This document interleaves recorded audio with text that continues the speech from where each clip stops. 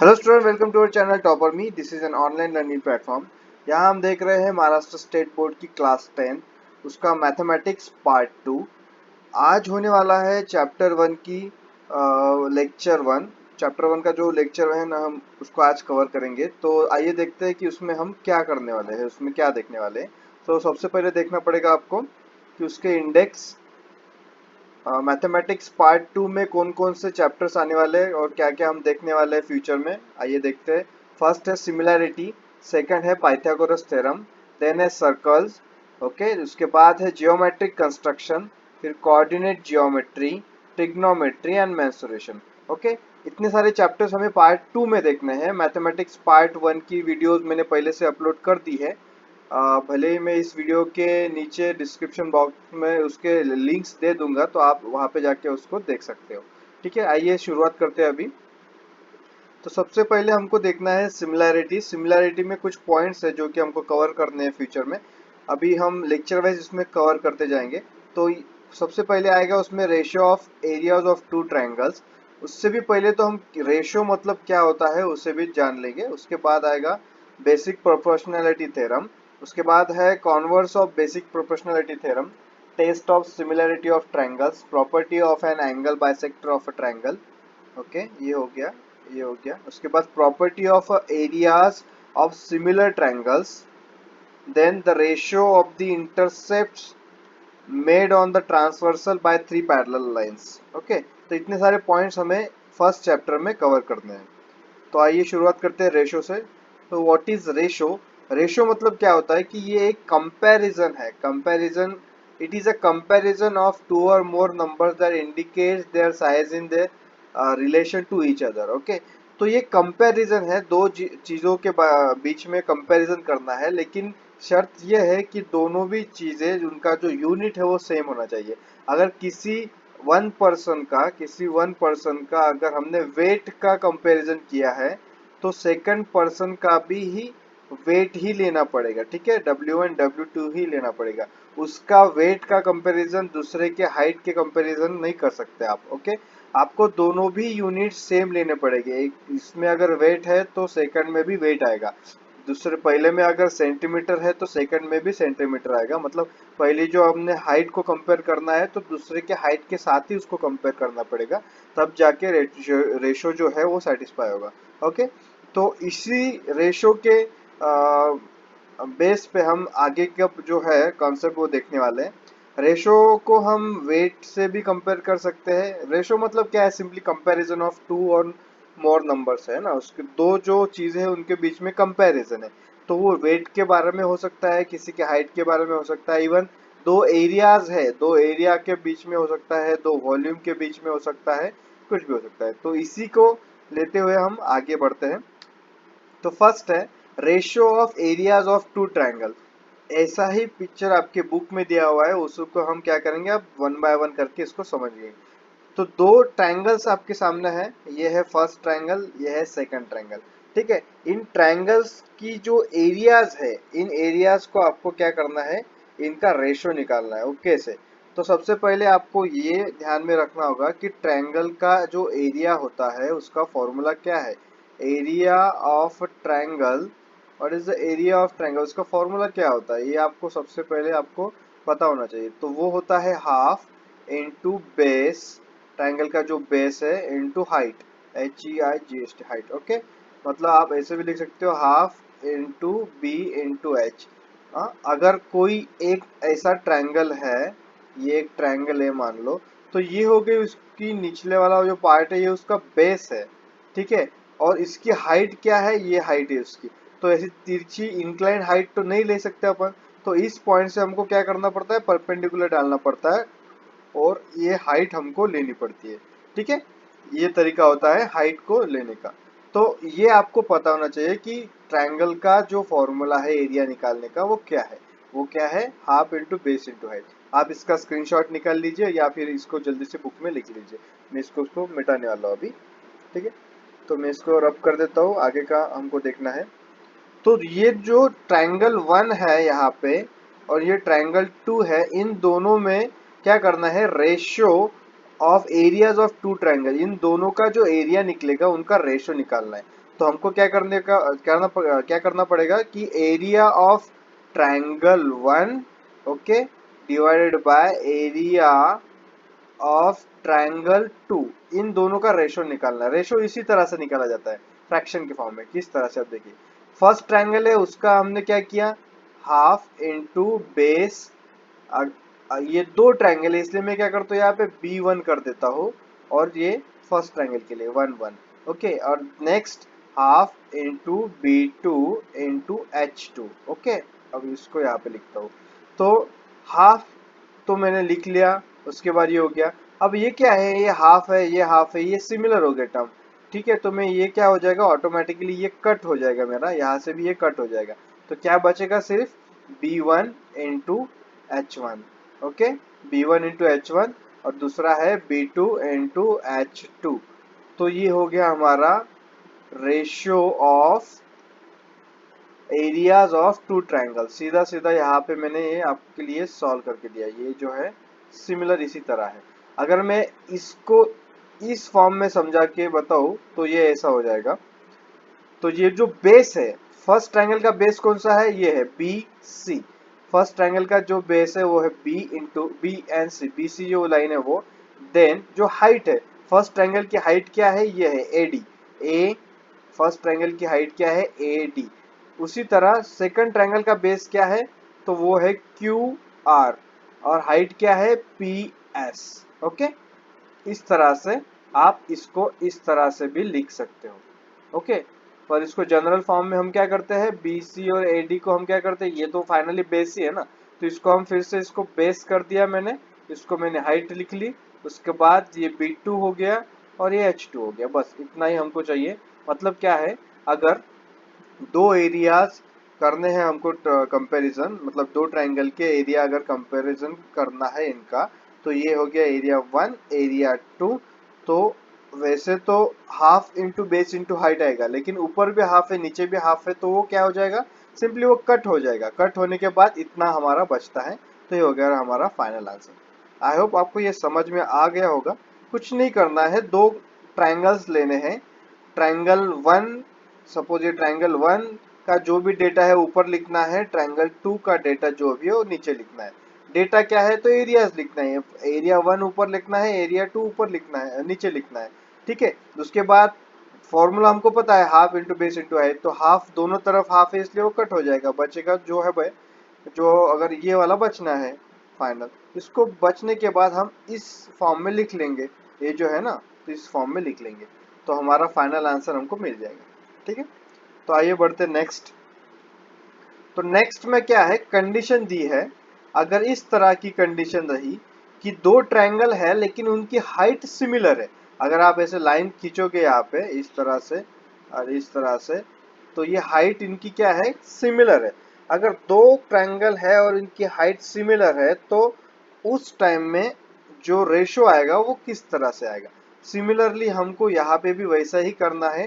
Triangle, ये होगी triangle की सिंबल, 1 का रेशो लेना है ट्रायंगल 2 के साथ। कैसे, इसको कंपेयर करना है, और इनका क्या करना है, एरिया लेना है हमको। क्या लेना है, एरिया।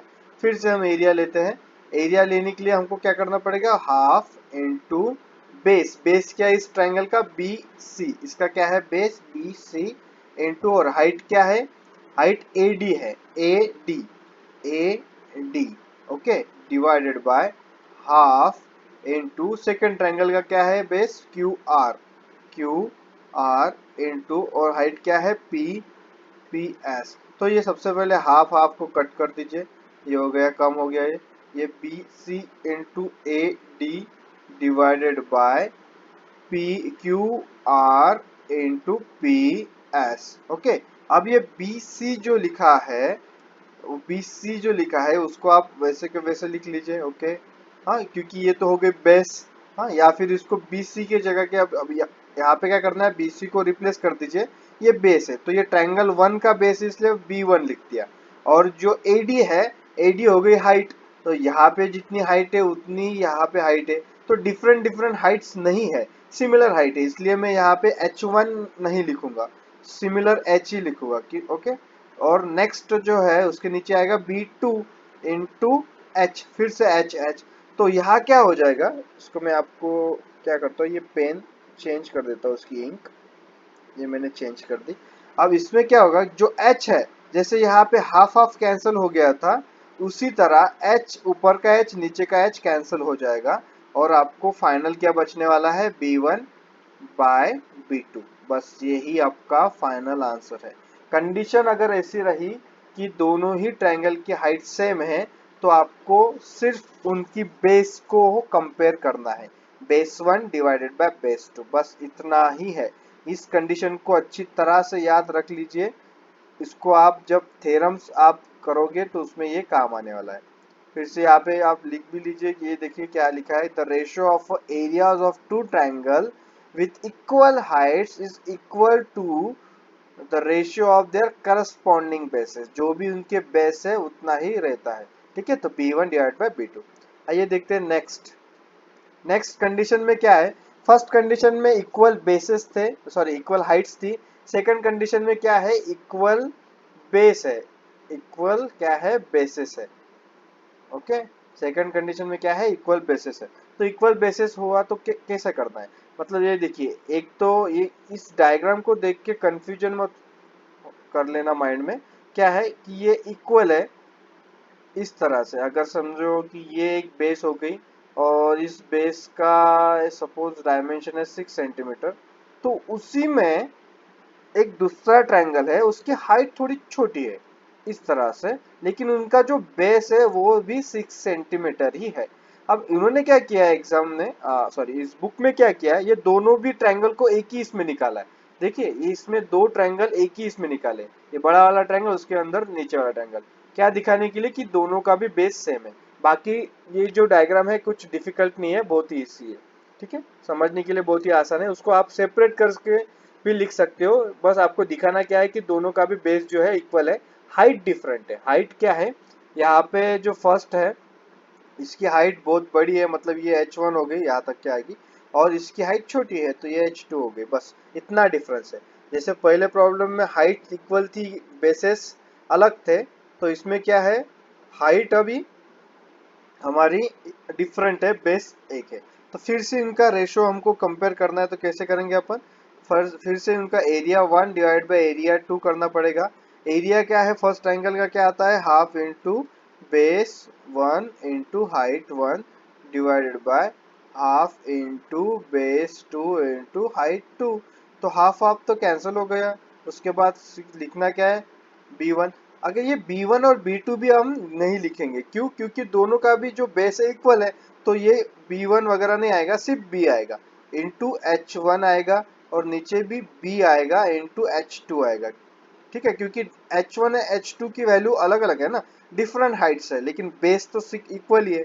तो ये इक्वल इक्वल बेस है, इसलिए ये भी कट हो जाएंगे, नीचे वाला ऊपर वाला इसको हम कट कर देंगे, और फाइनली बचेगा क्या, सिर्फ h1 डिवाइडेड बाय h2, बस इतना ही बचेगा। तो अगर ऐसी कंडीशन आती है, तो अगर मतलब कौन सी condition, if the basis of both triangle are equal, ऐसी कंडीशन आती है तो कहाँ कंपैरिजन करना है आपको, उनकी हाइट्स में कंपैरिजन करना है।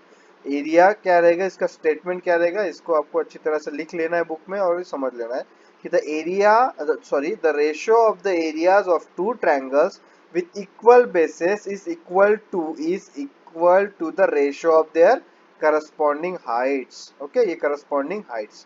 ओके, तो चलिए आइए बढ़ते हैं नेक्स्ट। ये आगे हमारा, प्लीज सब्सक्राइब करने का एक रिक्वेस्ट, प्लीज इस चैनल को सब्सक्राइब कर दीजिए, आपको नए नए एजुकेशनल वीडियोस और लेक्चर्स मिलते रहेंगे। न्यू, तो एक्टिविटी दी है, एक्टिविटी किसके बेस पे सॉल्व करनी है, जो हमने कंडीशन 1 और कंडीशन 2 देखा है उसी के बेस पे हमको एक्टिविटी सॉल्व करनी है। अब ये यहाँ पे क्या है, ट्रायंगल दिए हैं, तो आपको क्या करना है, दो ट्रायंगल पे मेंशन करना है, एक तो हो गया ए बी सी और दूसरा है ए पी क्यू। कौन सा है, बी ए बी सी, ये सबसे बड़ा वाला, और उसके नीचे जो अंदर वाला है उसको मैं दूसरे पेन से दिखाता हूँ आपको। जो अंदर वाला है वो है ए, ये वाला हो गया मेरा ए पी क्यू, ये दो डिफरेंट डिफरेंट क्या हो गए, ट्रायंगल हो गए। अब इनमें क्या है, कॉमन हाइट्स है। ठीक है, बेसेस अलग है, ये देखो इसका बेस इतना है, तो दूसरे का बेस बहुत बड़ा, इतना बड़ा है, तो बेसेस अलग है लेकिन हाइट इक्वल है। तो हमको क्या लिखना पड़ेगा अभी, चलो इसको अभी हम फिलअप करते हैं। तो फर्स्ट में आएगा, मैं साइड में लिख देता हूँ, फिर आप बॉक्स में लिख लेना। तो आपको क्या करना है, एरिया 1 को एरिया 2 से कंपेयर करना है। तो एरिया 1 में हम क्या करेंगे, बेस इंटू हाइट होता है, हाफ हाफ तो वैसे ही कैंसिल होने वाला है, तो लिखना कोई इंपॉर्टेंट है नहीं। तो हम क्या करेंगे, सिर्फ बेस इंटू हाइट लिखेंगे। क्या लिखेंगे, B 1 H1, okay, B2 into H2। ठीक है, अब क्या है बेस, उसका बेस क्या है पहले का, सबसे पहला बेस है इसका BC इंटू एच, हाइट क्या है उसकी, हाइट तो इक्वल है इसलिए एच ही आएगा सिर्फ, ओके। और दूसरे का बेस क्या है PQ इंटू इसकी भी सिर्फ हाइट ही आएगी। तो इसको मैं क्या करूंगा, हाइट हाइट कैंसल, और मेरा फाइनल आंसर क्या बचेगा, BC अपॉन PQ, ये है मेरा फाइनल आंसर। तो यहाँ पे क्या लिखना है, BC अपॉन PQ। तो यहाँ क्या लिखना है वो भी लिख के दे देता हूँ मैं आपको। यहाँ पे लिखना है आपको BC, और हाइट क्या है AR, ओके। और यहाँ क्या लिखना है PQ, और हाइट क्या है सिमिलर, दूसरे ट्रायंगल की भी हाइट AR है। तो ये कैंसिल हो जाता है ऑटोमेटिक। तो ये जैसे कैंसिल होता है तो इतना ही बचता है। तो इतनी सिंपल थी ये एक्टिविटी 1। आइए देखते हैं नेक्स्ट एक्टिविटी को। नेक्स्ट एक्टिविटी क्या है, तो उसमें इक्वल हाइट थी, इसमें क्या है, इक्वल बेस है, इक्वल बेस है, okay. Equal base H(A1) divide by A2, same condition apply की मैंने। हाँ, मुझे ये हो गया B1 इंटू H1, ओके। उसके बाद हो गया B2 इंटू H2। हाँ, B1 क्या है वो लिखना है, B1 है मेरा, जो मेरा B1 है बेस MN, ठीक है, डिवाइडेड बाय, सॉरी पहले मल्टीप्लाई कर लेते हैं, हाइट लिख लेते हैं उसकी, LMN उसकी हाइट है LP, ओके। और नेक्स्ट जो दूसरा है वो भी MN ही बेस है उसका, और हाइट है DQ, ओके। तो ये ऑटोमेटिकली MN MN कैंसिल हो जाएगा, तो बचेगा क्या, सिर्फ LP डिवाइडेड बाय DQ। ठीक है, ये हो गया मेरा फाइनल आंसर। तो यहाँ पे आप लिख लीजिए, यहाँ पे MN, यहाँ पे भी MN, ओके। यहाँ पे आएगा LP, यहाँ पे आएगा DQ, यहाँ पे क्या बचेगा, सिर्फ ये तो कैंसिल हो जाएगी, तो क्या बचेगा LP DQ, बस हो गया। नेक्स्ट एक्टिविटी देखते हैं। नेक्स्ट एक्टिविटी में क्या करना है कि उन्होंने कंडीशन दी है कि M is the mid point. Mid point जैसे ही बोला, इसका मतलब क्या है, जो भी लाइन है उसके एग्जैक्ट सेंटर में, मतलब क्या, यहाँ पे जितनी वैल्यू होगी उतनी ही वैल्यू इतनी है यहाँ पे, मतलब अगर ये टोटल 4 है तो इसको अगर बीच में काटे तो ये जितना, अगर 2 सेंटीमीटर तो ये भी 2 सेंटीमीटर हो गया, ठीक है। तो ये आपको याद रखना है अगर मिड पॉइंट बोला है तो उन्होंने क्या बोला है कि मिड पॉइंट दिया है, M is the mid point of segment AB। AB जो सेगमेंट है उसका मिड पॉइंट है ये M, ओके। उसके बाद segment CM is a median. ये जो है ये क्या है, मीडियन है, ये क्या है, मीडियन है ऑफ ट्रायंगल ABC, ये बड़ा वाला ट्रायंगल जो है उसका। तो उसमें अब क्या आएगा, मीडियन है ना, तो मीडियन आता है मतलब क्या, ये मिड पॉइंट में आता है, इसका मतलब ये जो साइड है वो इक्वल है जो बची हुई साइड से, ये दोनों साइड इक्वल है। तो आप क्या करोगे, यहाँ पे आपको क्या लिखना पड़ेगा, बेस इंटू हाइट है ना, तो सबसे पहले तो ट्रायंगल लिख लिया। उसके बाद यहाँ पे लिखना पड़ेगा AM। AM मतलब क्या, कि AM, ये वाली साइड छोटा, मतलब पहले वाले का बेस, उसके बाद दूसरे वाले का बेस, दूसरे वाले का बेस क्या है BM, ओके।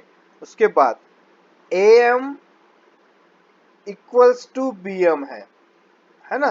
तो एक, मतलब आप AM लिखो या BM लिखो, एक ही है, एक ही है। तो हम क्या करेंगे, AM तो मैंने फिर से यहाँ पे लिख लिया, लेकिन यहाँ पे मैं चेंज कर दूंगा BM को फिर से AM से, ठीक है, ये मैंने AM कर दिया, ठीक है। तो यहाँ पे मैंने क्या किया, ऐसे कर दिया BM इक्वल्स टू AM, ठीक है, और यहाँ पे रिप्लेस करते मैंने AM लिख लिया। तो अब ये क्या हो गया, AM डिवाइड बाय AM, ये हो गया कैंसिल, एम एम कैंसिल, मतलब ये 1 1 उसकी वैल्यू आ जाएगी और फाइनल आंसर क्या है मेरा 1। ठीक है, तो ये थी मेरी थर्ड एक्टिविटी। तो इसी तरह से ये एक्टिविटीज़ है, प्रॉब्लम्स है। आपको क्या करना है, बस इसको स्क्रीनशॉट निकाल लीजिए और इसको सेव कर लीजिए आपको, या फिर उसके ऑनलाइन नोट्स बना लीजिए, कुछ भी आपको जो भी कंफर्टेबल फील हो वो आप कीजिए। उसके बाद ऐसे ही नए नए वीडियोस आते रहेंगे, आप इस चैनल को आप सब्सक्राइब कर लीजिए, बाकियों के साथ इसको शेयर कर लीजिए। ठीक है, thank you so much for listening me, thank you so much for your love and support, God bless you.